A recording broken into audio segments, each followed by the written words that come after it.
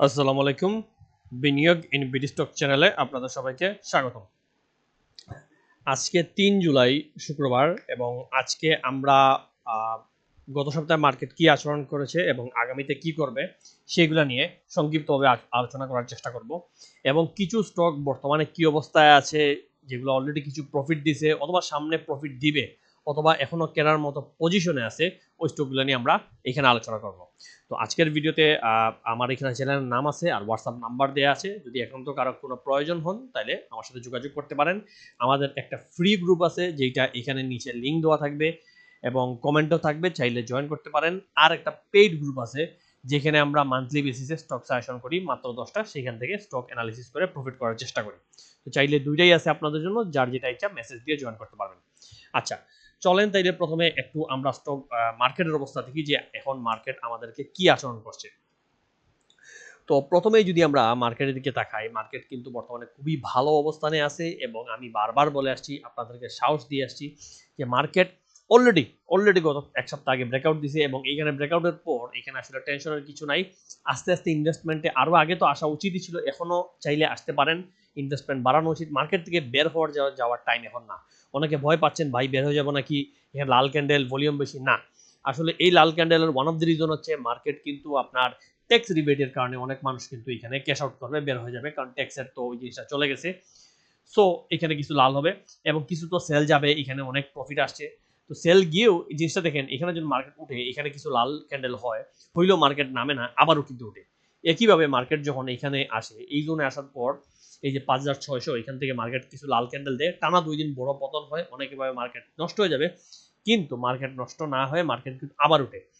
তো এখনো মার্কেটের সম্ভাবনা, আমি পার্সোনালি মনে করি ওঠার সম্ভাবনা অনেক বেশি প্রবল। মার্কেট মিনিমাম এই যে 6,200 থেকে এই যে 6,000, এই জোনের ভিতরে মার্কেট ঢোকা উচিত। এটা মার্কেট অলরেডি ইঙ্গিত দিয়ে দিছে, এটা আজও কালো, একদিন 2 দিন, এক সপ্তাহ 2 সপ্তাহ, 1 মাস 2 মাসে যাবে। এই যে জোন 6,000 থেকে 6,200 জোনটা মার্কেট টাচ করবে। তো এতটুকু পর্যন্ত নিশ্চিতে ভালো ভালো স্টকে আসতে পারেন। কিছু স্টক আছে এইখানের মধ্যেও কিন্তু ডাবল হবে, মানে এই কথাটা বললে অনেক বেশি হয়ে যায়, কিন্তু ভালো প্রফিট আছে। ডাবল বাদ দেন, অন্তত 30%, 40%, 50% প্রফিট দেওয়ার মতো স্টক এখানে হিউজ আছে। এবং সবচেয়ে বড় জিনিস, স্টক কিন্তু আপনার এই জায়গায় ভালো ভালো প্রফিট দিচ্ছে। তো সঠিক স্টক ধরতে পারলে আপনার কিন্তু মানে প্রফিটের চান্স তো বেশি, লসের কোনো কারণ দেখি না। তো প্রথমেই দেখি, আচ্ছা গতদিন মার্কেটে কি লেনদেন হয়েছে। গতদিন আমরা দেখতে পাচ্ছি ইন্স্যুরেন্স গুলা অনেকগুলাই বাড়ছে, ফাইন্যান্সিয়াল ইনস্টিটিউট বাড়ছে, তো এরকম টেক্সটাইল সহ কিছু সেক্টর বাড়ছে ঠিকই এবং লেনদেন বেশি হয়েছে, টেক্সটাইলে টাকা ঢুকছে, টেক্সটাইল ভালো করার সম্ভাবনা বেশি। ইন্স্যুরেন্সও আবার ভলিউম বাড়তেছে, ফার্মাসিউটিক্যাল বাড়তেছে। তো এইগুলা গেল এই স্টক।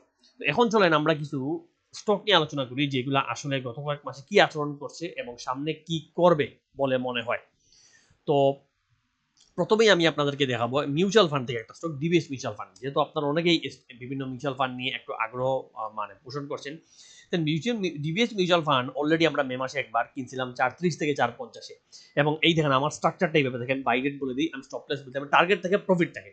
তো ওইবার যখন কিনি আমরা 430 থেকে 50-এ কিনছি এবং টার্গেট 6 ছিল 4 মে এটা। এবং 4 মে দেখেন এখানে কেনার পর স্টকটা কিন্তু খুব দ্রুত একটা গেইন দেয়। এখানে যদি আমরা এখানে দেখি, এই যে 4 মে, এইগুলো জায়গায় আমরা কিনি এবং খুব দ্রুত এখানে নিচে একবারে দেখেন 450, 440-এই কিনছি। কিনে ওই একটা নিউজ তখন বের হয়, নিউজের সাথে সাথেই কেনার 3-4 দিন, 4 মে কিনছি, 4 মে, 5 মে, 6 মে কেনার পর 7-8 মে টান দিয়ে উঠে যায়। উঠে যাওয়ার পর আমরা যখন এক সপ্তাহে গেইন পেয়ে যাই, আমরা বলে দিই এক সপ্তাহে এখানে প্রফিটটা কত, একটু আপনার টাচ করে দেখাই। এখানে প্রায় এক সপ্তাহে 18% মতো প্রফিট চলে আসে। 18 না, আমি একটু কমায় দিই, যদি নিচের ক্যান্ডেলে ধরি 16%, 17% প্রফিট চলে আসে। এবং আসার পর আমরা দেখি যে এক সপ্তাহে যখন 16-17%, এটা কিন্তু হিউজ অ্যামাউন্ট অফ প্রফিট। তো এখানে আমরা সেল দিয়ে দিই এবং দেখেন সেল দেওয়ার পর স্টকটা কিন্তু ঠিকই আবার জায়গায় চলে এসেছে। আবার কিন্তু আমার ওই বাইরের 440, 450 চলে এসেছে এবং এখন কিন্তু আরেকবার স্টকটা কালেকশন করা যায়, যদি আপনার ইচ্ছা হয়, যদি আপনার ভালো লাগে। তো এই স্টকটা এখনো কালেকশন জোনে আছে। এখনো আমি বলবো যে 450, 440-এ যদি কিনতে পারেন তাহলে স্টকটা কিন্তু ওই যে 6 টাকার টার্গেট, এটা কিন্তু এখনো বাকি। এটা কিন্তু ওই সময় খুব দ্রুত নিউজের কারণে উঠে যাওয়ায় আমরা ওই সময় সেল দিয়ে দিই এবং সত্যিই নেমে যায়। কারণ আমি বারবার বলছি, আমি টার্গেট দেই ঠিক আছে, আমি স্টপ লস দিই, কিন্তু ওইটা কি মানে এক্সিকিউট হবে কিনা ওইটা দিনে দিনে অ্যানালাইজ করে আমি জানাবো। টার্গেট যদি 6 টাকা দেই, 5 টাকায় গিয়ে যদি আমি মনে করি স্মার্ট মানি বের হয়ে যাচ্ছে, তাহলে আমি জানাবো আমার গ্রুপের সঙ্গে সঙ্গে আপনিও বের হয়ে যাবেন, যেটা কিন্তু আমরা করছি। 5 টাকার এখানে 5 টাকা 20-এ যাওয়ার পরই স্মার্ট মানি 540 টাচ করার পরই আমরা বুঝছি স্মার্ট মানি বের হয়ে যাচ্ছে, বলছি, সবাই সেল দিয়ে বের হয়ে গেছেন। সো ডিবিএস কিন্তু এখানেও একটাবার প্রফিট করছি, এখানেও আপনারা দেখাইলাম একটাবার প্রফিট করছি, এখনো চাইলে ডিবিএস নিচে কিন্তু কিনা যায় এবং যখনই ডিবিএস এই 5.30 ব্রেক করতে পারবে তখন 6 টাকা পর্যন্ত ডিবিএস চলে যেতে পারে। কিন্তু কত দিন লাগবে এই জিনিসটা বলা সম্ভব না, কারণ আমরা অ্যানালিসিস দিয়ে দিন আসলে পরিমাপ করতে পারি না। তো এখানে আপনি স্টকটা খেয়াল রাখবেন। এরপর দেখেন, এরপর আমরা সাইহাম টেক্স নিয়ে কথা বলি। দেখেন সাইহাম টেক্স নিয়ে কথা কেন বলবো, সাইহাম টেক্স আপনারা অনেক সময় বলেন যে ভাই আপনারা শুধু যেটা প্রফিট করেন সেটা দেখান, যেটা লস করেন সেটা দেখান না, বা আপনারা শুধু দেখান যে আপনার প্রফিট আর প্রফিট, কিন্তু আপনারা যে ধরা খাইছেন জীবনে এগুলো দেখান না। আমি বলি ভাই আমি ওই টাইপের মানুষ না, আমি কোনটা লাভ করছি সেটাও আমি দেখাই, আমি কোনটা লস করছি সেটাও আপনার দেখাবো। আপনার সামনে আমি ট্রান্সপারেন্ট থাকবো, আপনার সামনে আমার সততা থাকবে। এরপর আপনি বিশ্বাস করে আসলে আসবেন, না আসলে নেই। এখানে মিথ্যা বাটপাড়ি করার মতো মানুষ আমি না, এটা আমি কখনো করিনি। আমার অতি নিয়মিত ভিডিও আপনি দেখলে এই জিনিসটা আপনি বুঝবেন। এখন দেখেন সাইহাম টেক্স আপনারা দেখাই, সাইহাম টেক্সটাও আমরা কিনছিলাম মে মাসে, এটা এপ্রিলে দিয়ে রাখছিলাম, কিন্তু মে মাসের জন্য বলছিলাম যে মে গ্রুপে যারা অ্যাড হবেন তারা স্টকটা কালেক্ট করেন। দেখেন বাই রেট বলা ছিল 18.50 এর নিচে, স্টপ লস 17.50। এবং এই স্টকে যদি আপনি খেয়াল করে দেখেন, মূলত 23 এপ্রিল যে এই জায়গাগুলায় আমার যতটুকু মনে হয় এই যে এই 23 এপ্রিল এই দেখেন 18.50 এর নিচে, এবং 18.50 এর নিচে স্টকটা 18.30 18.20 নিচে এখানে 17.80 17.90 পর্যন্ত গেছে, আরামসে এই জায়গাগুলো কালেক্ট করা গেছে। এবং স্টকটা যে ট্রেন্ডে ছিল এর প্রমাণ দেখেন, সঙ্গে সঙ্গে 2-3 দিনের মধ্যে উঠে গেছে, এর জন্য স্টকটা আমি দিয়েছিলাম। এবং এই স্টকটা এখানে 23 পর্যন্ত যাওয়ার পসিবিলিটি ছিল। সো এখানে আমরা এর জন্য হোল্ড করছিলাম, কিন্তু কপাল তো খারাপ, সবসময় মন মতো হয় না। এইখানে স্টকটার বাজে একটা নিউজ আছে যে ওদের প্রোডাকশন বন্ধ, ওরা কোম্পানি রিনিউ করবে, এই সেই অনেক কিছু ভুলে গেছে। তখন প্রোডাকশন বন্ধের পর স্টকটা নামা শুরু করলে আমরা এখানে কিছু সেল দিই, বারবার বলি যে পারলে সেল দিয়ে দেন, তবু অনেকে সেল দিতে পারেন নাই, চলে গেছিল 16.80-তে। তখন আমি ক্লিয়ারলি বলছি সেল দিয়েন না, এটা কিন্তু আবার উঠবে। উঠার পর যখন এখানে এসে কেনা দামে আসে, এই যে 18.60 এখানে 18.60 18.40 আসছে, বা এখানে আসছে, আমি বলছি এখন আস্তে আস্তে বের হয়ে যান, এখন তো লস কমে গেছে, লস হয় নাই, বের হয়ে যান। তবুও ধরলাম আপনি বললেন যে ভাই আমি আপনার সেল দেন নাই, এই করে সেখানে আমি আপনার স্টপ লসে সেল দিচ্ছি।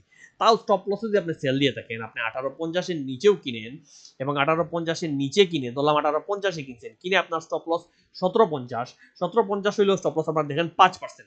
এই দেখেন আমাদের স্টপ লস 5 থেকে 4% লস।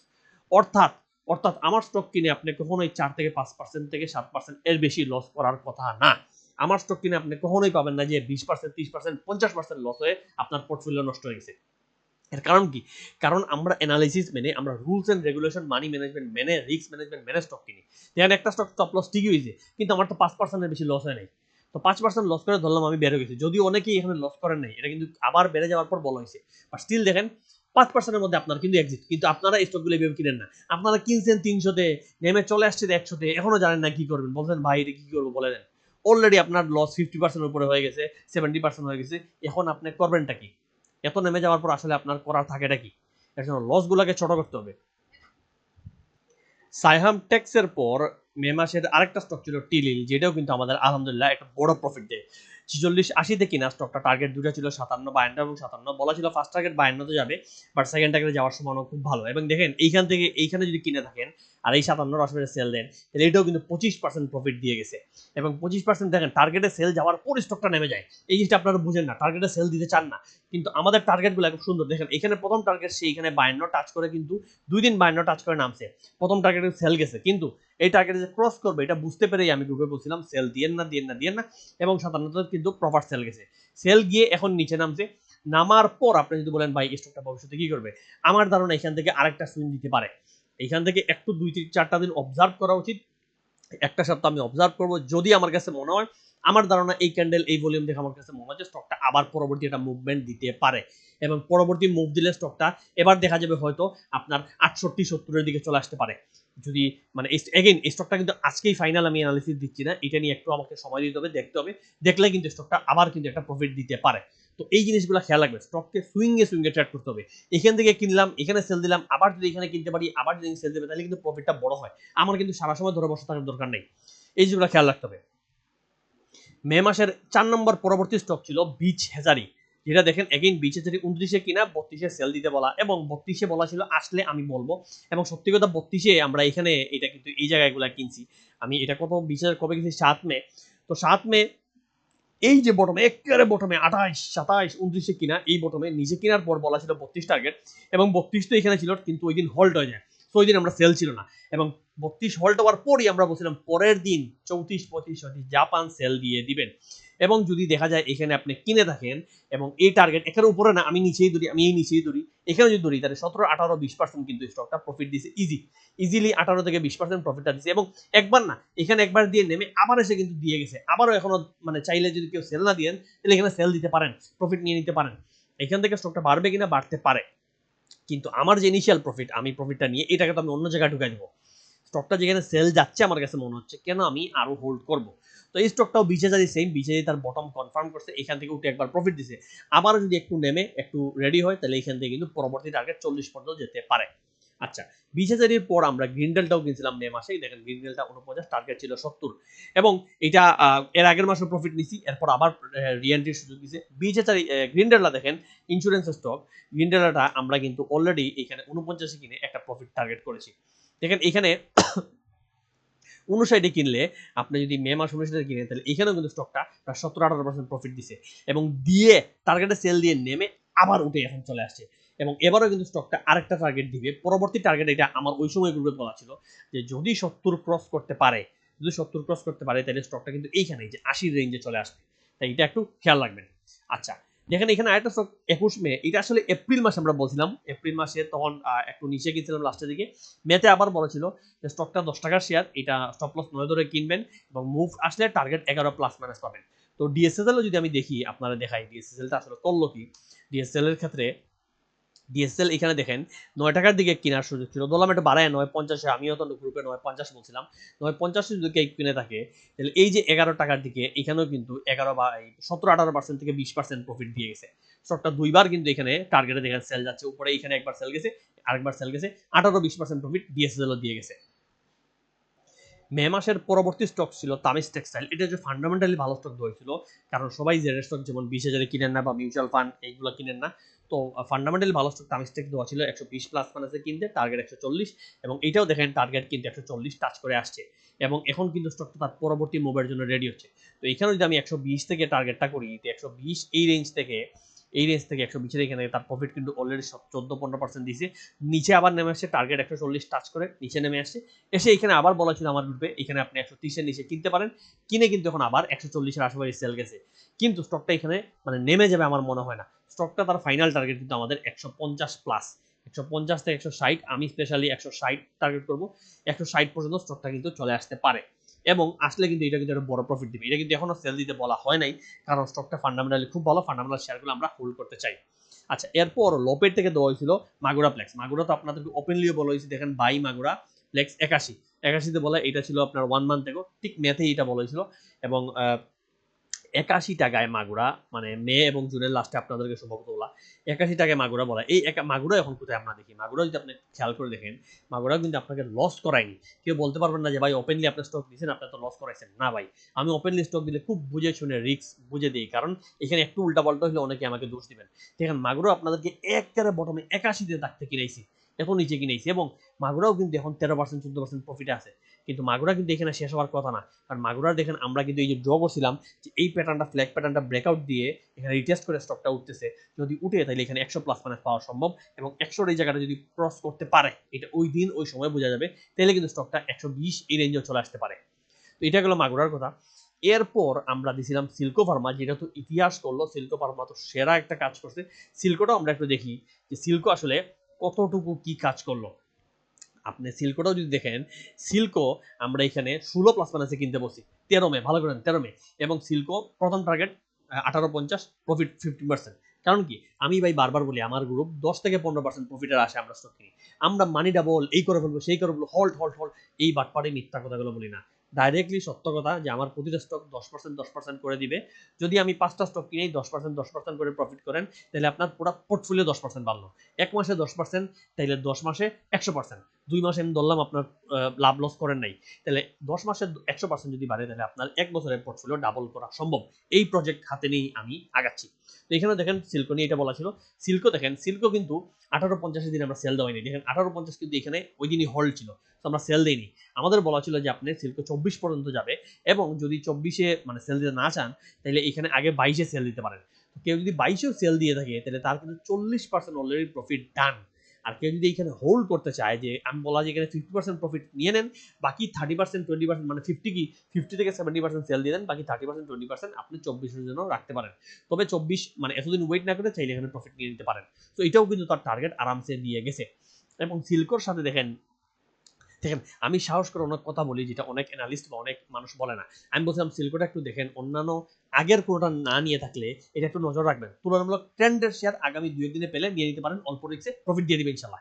এই কথাগুলো কেউ বলতে চায় না, কারণ বাই চান্স এই যে ট্রেন্ডের শেয়ার নিয়ে নিতে পারেন, এটা বলার পর স্টকে না বাড়ে, আপনি কিন্তু আমার গালি দিবেন। আপনি এসে আমরা বলবেন ভাই আপনি বলছেন এটা ট্রেন্ডের শেয়ার বাড়বে, ভালো না কেন?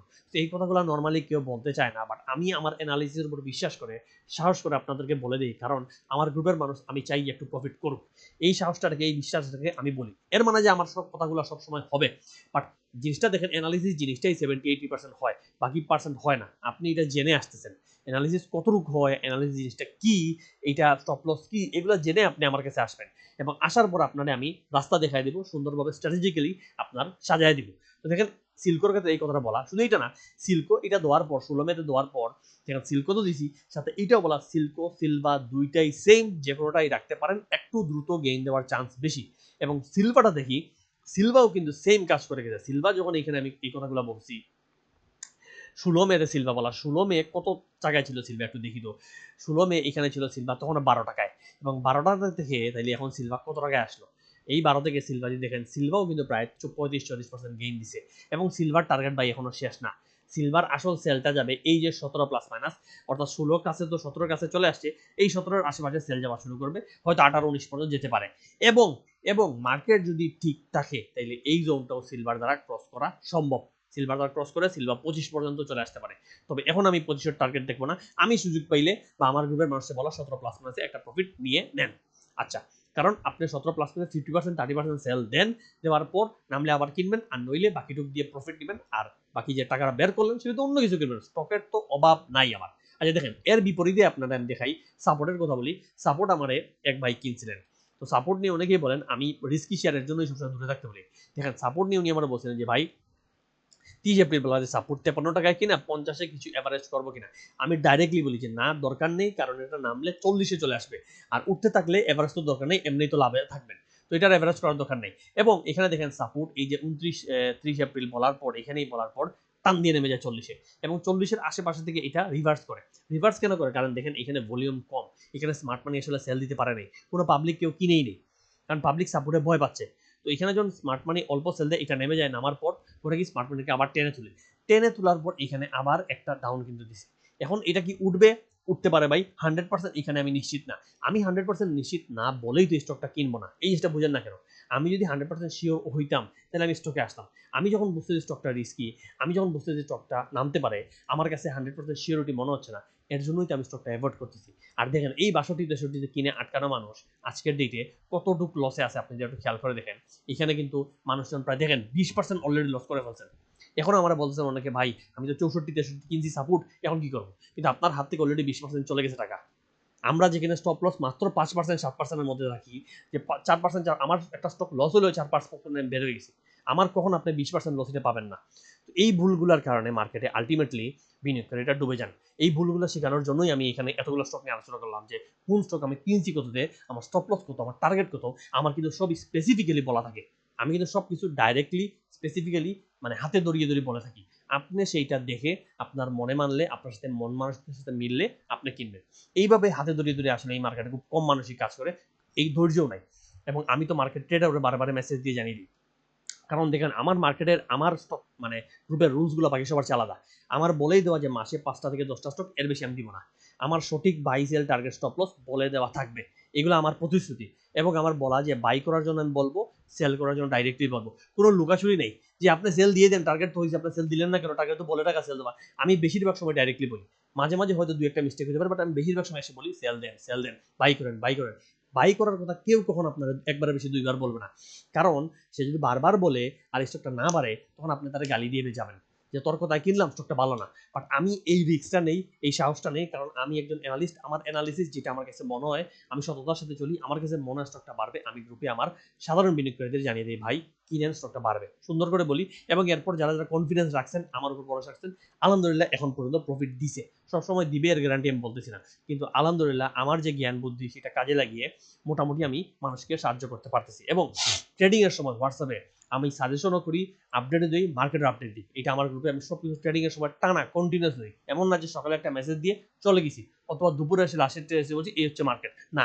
আপনি কন্টিনিউসলি সকাল 9টা থেকে আমি বসি আর দুপুর 3টা 4টা পর্যন্ত আমি মার্কেটের অ্যানালিসিস দিতে থাকি। এটা হচ্ছে আমার কাজ।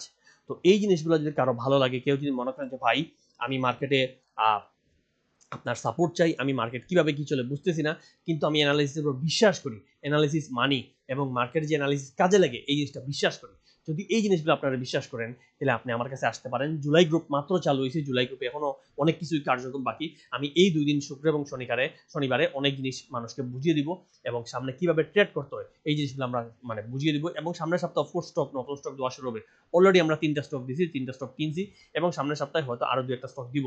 তো জয়েন করার সুযোগ এখন, দেখা যায় অনেকে জয়েন করেন কোন সময়, গ্রুপ শুরু হয়ে যাওয়ার 15-20 দিন পর। এতে হয় কি আপনি ওই মাসে সবকিছু অলরেডি মিস করে ফেলছেন। মাসের 10 দিন চলে গেলে আপনি এসে আর কি কিনবেন? আমরা তো অলরেডি স্টক দেওয়া, অলরেডি 3টা স্টকে আমরা এন্ট্রি নিয়ে নিছি। তো আপনি যদি এখনই জয়েন করেন বাকি অন্তত বাকিগুলো পাবেন, বা বাকিগুলো যেগুলো দিছি এখনো এন্ট্রি পজিশনে আছে। কিন্তু আপনি যদি দেরিতে জয়েন করেন এই জিনিসগুলো মিস করবেন।